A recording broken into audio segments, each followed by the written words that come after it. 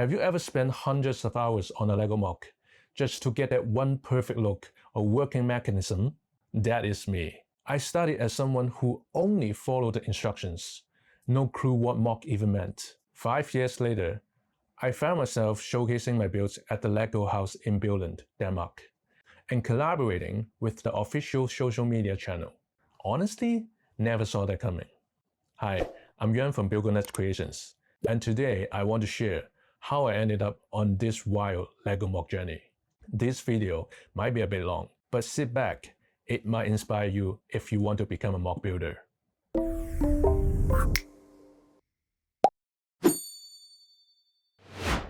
A lot of people probably know me as a MOC builder, but actually I only started making MOCs in late 2019. MOC MOC stands for my own creations, building something original with LEGO bricks, not following any official instructions. Like many kids, I love LEGO. Back in the 90s, it was a luxury toy. Well, it still is. I remember my first set being an awesome black spaceship from 1994. I was fascinated by the genius and unique brick system, but money was tight for expensive toy like this. So I didn't own many sets. And when I became an adult, life got busy and LEGO just faded into the background.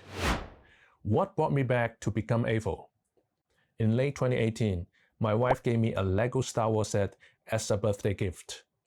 I built it and wanted more. Since I also love photography, I thought, hey, why not just start an IG account to showcase this? It was meant to be just for fun. Then I started the account and called it Buildgonuts. Yes, the name is weird, I know. In October, I posted my first LEGO photo, the Hulkbuster. I even modified a few parts I didn't like. That was probably my first half MOC. At first, my work was all about minifigure photography only. I really enjoy telling little stories with bricks. And honestly, I was kind of scared the concept of MOCs. So many bricks, so many techniques, and so much to learn. It just felt overwhelming. Building from instruction just felt safe. So when did I finally leave the comfort zone? Well, after a while, I realized I didn't have enough sets to support my stories. At first, I started using sets like modular buildings as background. But there are only so much you can do with those, especially on budget. Then I began experimenting with DIY miniature scenery and diorama. But those models are too realistic, especially for buildings and interior space, didn't really fit the minifigures so well. So I had to start building small custom scenes, mostly interiors.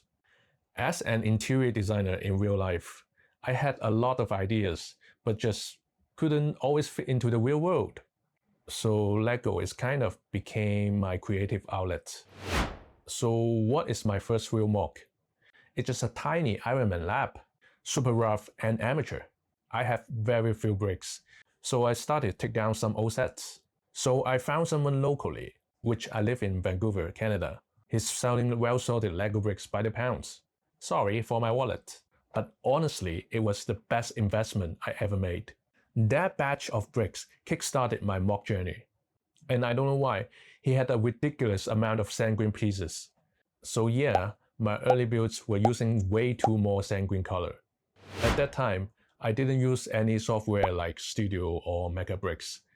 I just built by my hands, just figure out as I went. That's still how I work today. About 80% of my builds are done without any digital planning, which means no instruction. Sorry guys. As I got more comfortable, my scenes just got bigger.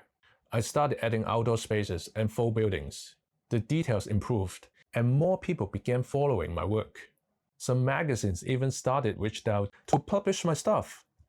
One simple build got noticed by the LEGO official Instagram account. Just look at this, it wasn't even a complex project. But that moment, when LEGO followed me back, that was huge, a real milestone.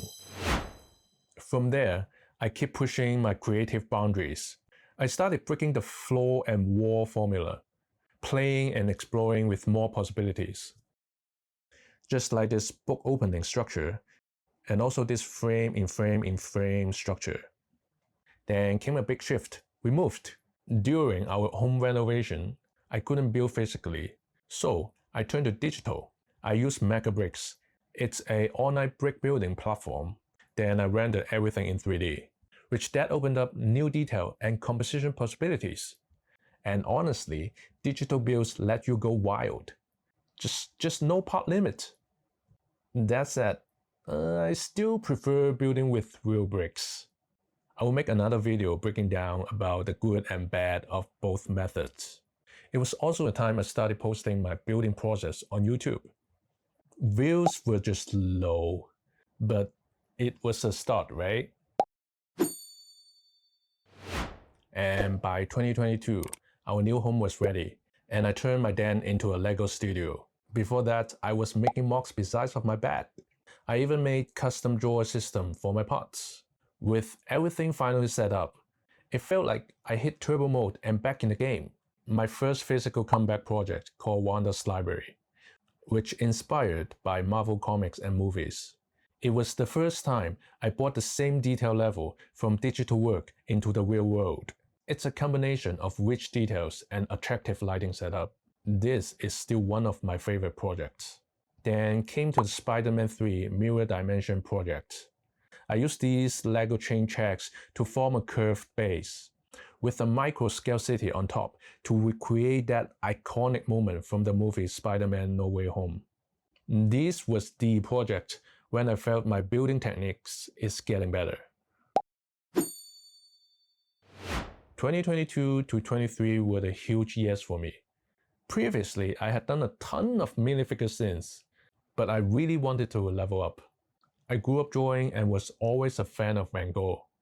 And I also love large-scale action figures. And I thought, why not build a posable character out of LEGO? And that led to Imagine Van Gogh, a large-scale, movable Van Gogh figure inside of his artist's bedroom. It combined my love for art, LEGO, and storytelling. And it really pushed me to think beyond minifigures and added more possibilities on building things in different scales.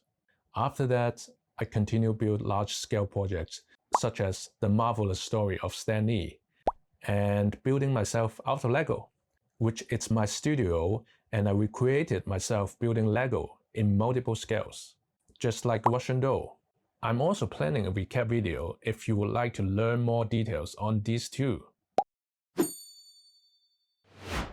Around the same time, as I also started exploring LEGO techniques and also moving mechanism, then I got a message from the LEGO social media team. They wanted to feature my own builds. At that time, I had just made a retro arcade machine, this one, and that kicked off our collaboration. Since then, I have created over 10 builds for them. I'm super thankful for the opportunity. It's been a great way to share my builds with the LEGO fans around the world, pushing myself creatively, and keep stepping out of my comfort zone. In late 2022, some friends told me that they recommended me to LEGO House. I did not think much of it. I mean, I only knew LEGO House is in Billund, Denmark. And of course, it was a dream to visit, but that is all. It was one of those far-off daydreams, something I just hoped I'll get to do someday, you know. But I have never imagined what would actually happen next.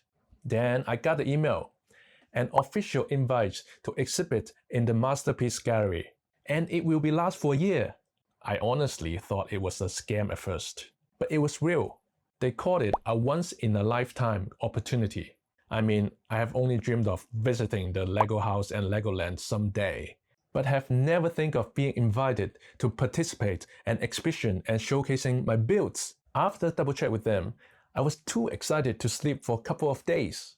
In September, after years stuck in Vancouver due to the pandemic, I finally flew to Denmark with 4 of my builds, along with 14 LEGO MOC talents around the world.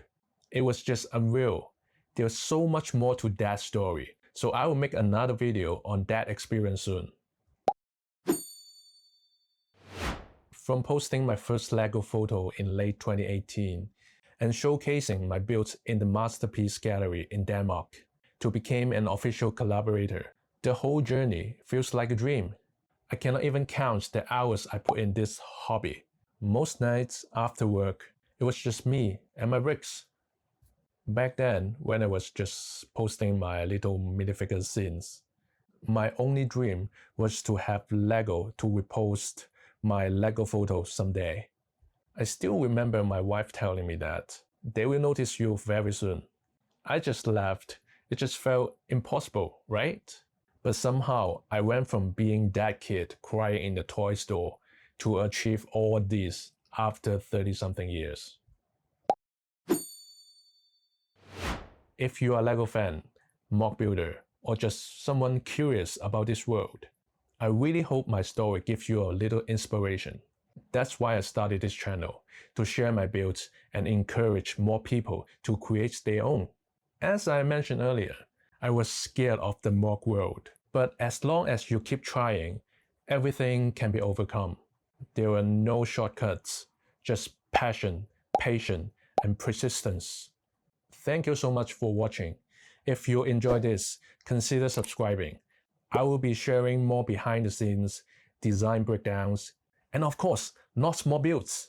See you on the next one.